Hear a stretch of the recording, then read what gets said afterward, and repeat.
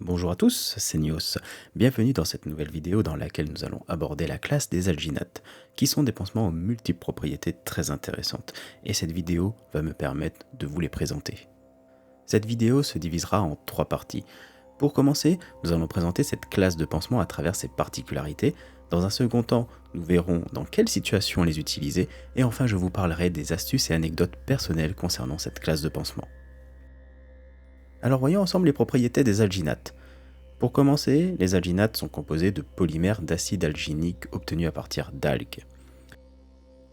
Cette composition va varier selon les modèles et les marques, mettant plus ou moins de base manuronique ou guluronique.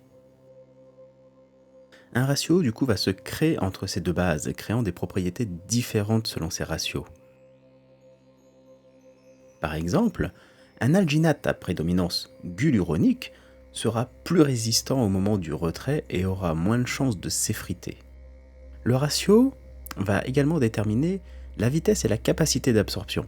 Autrement dit, selon la composition de l'alginate, il pourra absorber les exsudats plus ou moins vite et plus ou moins efficacement.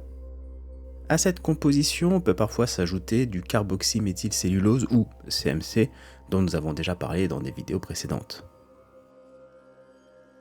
De plus, les alginates sont non adhésifs. Il existe des modèles sous forme de compresses, de mèches ou encore de boules. Les alginates peuvent être découpés. On peut trouver des modèles avec de l'argent qui permet de réduire l'activité bactérienne, mais qui reste contrôlé, comme l'est habituellement ce type de pansement. C'est un pansement considéré comme ayant une grande capacité d'absorption. Il s'utilisera donc pour les plaies exsudatives. L'absorption se fait par capillarité. Une fois les exsudats dans le pansement, ils sont retenus grâce à un phénomène de gélification qui s'opère.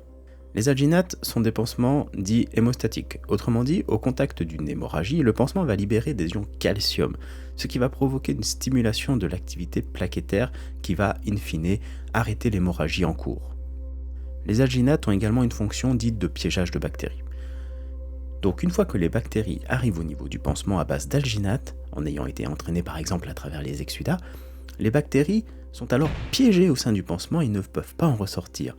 C'est ce qu'on appelle le phénomène anti-relargage bactérien, à ne pas confondre avec l'action de l'argent qui lui va empêcher la prolifération bactérienne. Il n'existe pas de phénomène allergique aux alginates. En revanche, comme il s'agit de pansements non adhésifs, il faut penser à un moyen de faire tenir les alginates en place en mettant un pansement secondaire. Donc attention au choix des adhésifs, car des allergies sont toujours possibles sur des pansements secondaires. Comme pour les hydrocellulaires non adhésifs, le passage sous la douche peut être autorisé selon le pansement secondaire qui va être utilisé.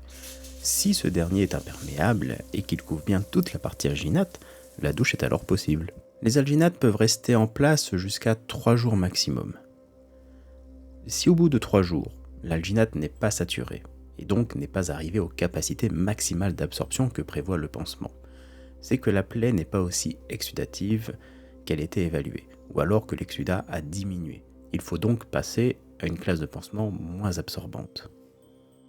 Sinon, à part cela, le pansement se fera à saturation, et donc cela peut aller de tous les jours à tous les 2 à 3 jours. Notez cependant qu'en cas de plaie infectée, il est recommandé de refaire le pansement tous les jours. Comme ces pansements sont très absorbants, ils ne maintiennent pas de milieu humide. Sauf cas de saturation, les alginates n'ont pas de risque de macération au bord de la plaie. Les alginates ne produisent pas d'odeur liée à l'activité du pansement, ni de pulaique, comme les hydrocolloïdes. Passons maintenant à la seconde partie de notre vidéo, et allons voir dans quelle situation utiliser les alginates. Nous pouvons donc utiliser des alginates pour des plaies très exsudatives. Les alginates peuvent aussi bien s'utiliser pour des plaies de surface que pour des plaies cavitaires selon la forme du pansement. Nous les utiliserons généralement durant des phases de détertion. Nous pouvons également utiliser des alginates sur des plaies qui ne sont pas forcément très exsudatives. Le but est alors de maintenir la plaie la plus sèche possible, comme par exemple dans les cas d'artériopathie. Comme nous l'avons vu, de par leur action hémostatique, nous pouvons également utiliser les alginates pour des plaies hémorragiques. Nous pouvons également utiliser les alginates pour des plaies infectées, car ils piègent les bactéries au sein du pansement et évitent leur relargage. Et je le rappelle, pour humidifier une plaie ou maintenir un milieu humide, nous n'utiliserons pas les alginates. Nous entamons la dernière partie de cette vidéo avec quelques astuces et expériences personnelles concernant l'utilisation des alginates. Ce sont des anecdotes supplémentaires, et il est possible que cette liste ne soit pas exhaustive. Vous pouvez humidifier les alginates au moment du retrait si vous le trouvez trop sec ou pris dans la plaie. Cela va contribuer à saturer le pansement et aider au retrait. Pour éviter d'avoir des petits morceaux de pansement qui restent au niveau de la plaie et d'avoir un retrait qui devient très compliqué, nous aurons tendance à favoriser la simplicité lors d'un soin. Et donc, à nous de choisir un pansement alginate à dominance hyaluronique. Dans ce cas-là, n'hésitez pas à vous rapprocher de votre employeur ou de votre pharmacien si possible, si vous galérez trop lors de la réfection d'un pansement, pour essayer de changer de marque ou un autre modèle qui sera plus simple au moment du retrait.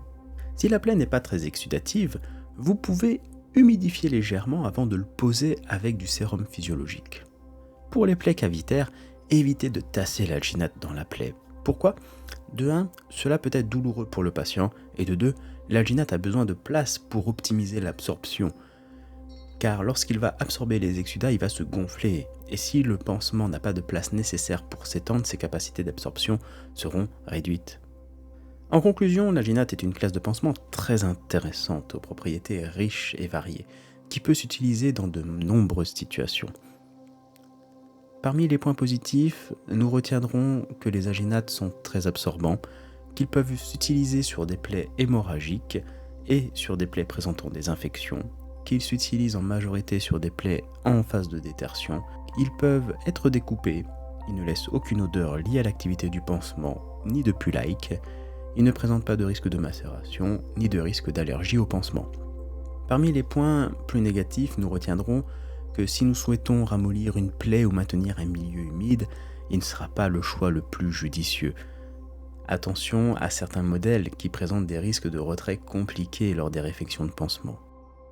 Voilà, j'espère que cette vidéo vous aura plu et qu'elle vous aura éclairé sur cette classe de pansement.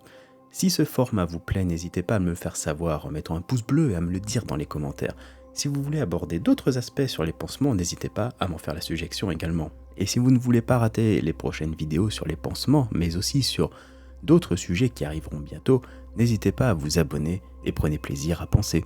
C'était Nyo Sefei qui vous remercie d'avoir regardé la vidéo et qui vous dit à très bientôt.